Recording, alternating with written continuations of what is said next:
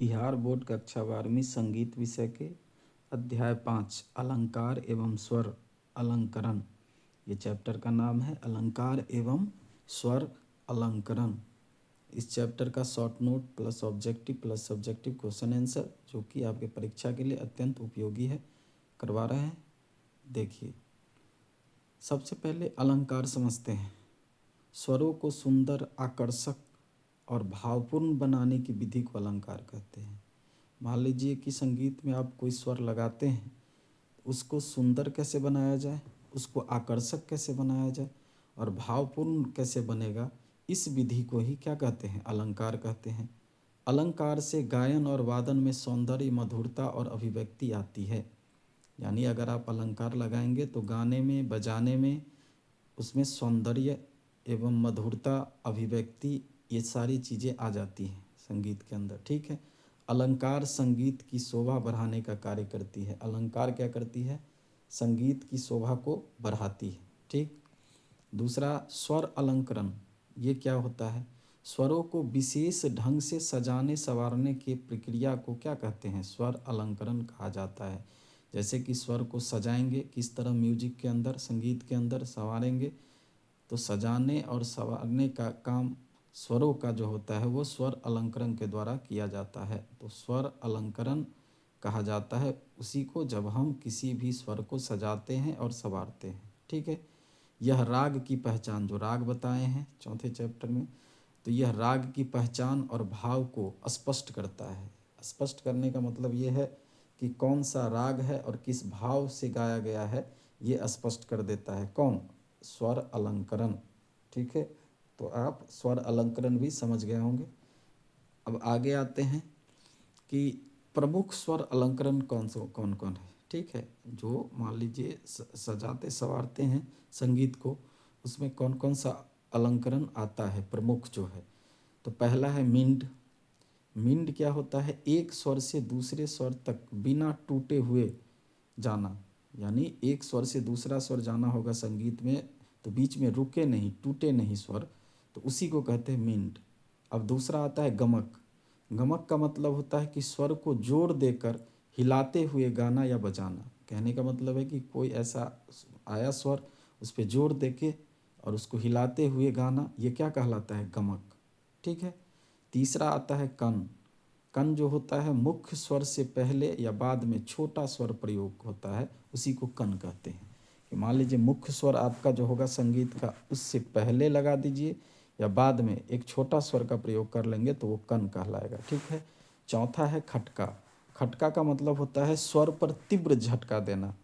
जैसे गाते गाते कोई झटका दे के गाता है, ठीक है ना, तीव्र यानी बहुत तेज गति से झटका दे दे स्वर पे, तो वो खटका कहलाएगा। मुर्की की बात समझ लीजिए। स्वरों के चारों ओर छोटे छोटे स्वरों का प्रयोग करना मुर्की कहलाता है। जैसे स्वर है, उस बीच में छोटा छोटा एक स्वर का भी हम क्या कर लेते हैं? प्रयोग कर लेते हैं, तो मुर्की कहलाता है। ठीक। चौथा है अलंकार का महत्व क्या है। तो अलंकार का महत्व है कि गायन में सौंदर्य बढ़ाता है अलंकार, साथ ही साथ राग का भाव स्पष्ट कर देता है कि किस भाव का राग है, संगीत प्रभावशाली बनाता है, यही इसका महत्व है। अब ऑब्जेक्टिव कर लेते हैं 10 हम। अलंकार किसे कहते हैं? स्वरों को सुंदर बनाने की विधि क्या कहलाती है? अलंकार। दूसरा क्वेश्चन है स्वर अलंकरण का उद्देश्य क्या होता है? संगीत को आकर्षक बनाना। ठीक है। तीसरा है बिना टूटे स्वर परिवर्तन को क्या कहते हैं? मिंड कहते हैं। एक स्वर से दूसरे स्वर पे जाइएगा बिना टूटे हुए तो मिंड कहलाएगा। चौथा है स्वर को जोर देकर हिलाने को क्या कहते हैं? तो गमक कहते हैं। पांचवा है कि छोटे सहायक स्वर को क्या कहते हैं? तो कन कहते हैं, जो कि बाद में या पहले लगाया जाता है। ठीक। छठा क्वेश्चन है कि तीव्र गति, तीव्र झटके से गाया गया स्वर क्या कहलाता है? खटका। सातवां है मुर्की का प्रयोग कैसे होता है? तेज और लघु स्वरों के साथ, यानी बहुत तेज या और लघु, लघु मतलब छोटे स्वर के साथ ये प्रयोग होता है मुर्की। आठवां क्वेश्चन है अलंकार का संबंध किससे है? स्वर से है।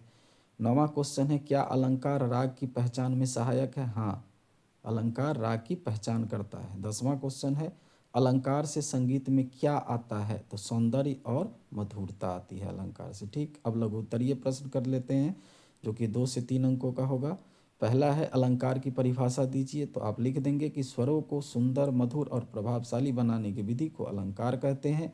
मिंड और गमक में अंतर लिखिए। तो मिंड में स्वर बिना टूटे हुए हम स्वरों को आगे बढ़ते हैं एक स्वर से दूसरे स्वर में, जबकि गमक में स्वर को जोर देकर हिलाया जाता है।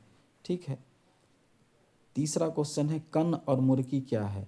तो कन छोटा सहायक स्वर होता है, जबकि मुर्की में मुख्य स्वर के आसपास कई छोटे स्वर प्रयोग होते हैं। ठीक। चौथा क्वेश्चन है अलंकार का महत्व लिखिए। तो अलंकार से गायन में सौंदर्य बढ़ता है और राग का भाव स्पष्ट होता है। अब आएगा दीर्घोत्तरीय में पूछ सकता है कि प्रमुख स्वर अलंकरणों का क्या करें, वर्णन कीजिए। तो प्रमुख स्वर अलंकरणों का वर्णन कीजिए। इसका उत्तर आप लिख सकते हैं कि प्रमुख स्वर अलंकरण कौन कौन बताए हैं अभी, मिंड, गमक, कन, खटका और मुर्की है। इनका सही प्रयोग गायन और वादन को मधुर तथा प्रभावशाली बनाता है। इसमें और अपने तरफ से जोड़ के भी लिख सकते हैं। ठीक है। जो आपको उस समय आए दिमाग में उस तरह से लिख दीजिएगा, कॉन्सेप्ट बताए हुए हैं। छठा क्वेश्चन है कि भारतीय संगीत में अलंकार का महत्व क्या होता है, स्पष्ट कीजिए। तो अलंकार भारतीय संगीत की क्या है, शोभा है। इनके बिना संगीत नीरस हो जाता है, यानी सुनने में मन नहीं लगेगा। अलंकार से राग की पहचान, भाव और रस स्पष्ट होता है, जिससे संगीत श्रोता के मन को क्या करता है, प्रभावित करता है। तो यही था आपका शॉर्ट नोट, ऑब्जेक्टिव सब्जेक्टिव। इसे आप कर लेंगे 5वें चैप्टर के रूप में। ठीक है। अलंकार एवं स्वर अलंकरण ये चैप्टर का नाम है। तो आपको परीक्षा में बहुत ज़्यादा मददगार साबित होगा। तो चलिए अब लास्ट चैप्टर जो कि छठा है, उस चैप्टर के को हम करवा रहे हैं कुछ देर में। तो आपका इससे संगीत का सारा चैप्टर जो 6 चैप्टर है वो समाप्त हो जाएगा। ठीक है। Thank you.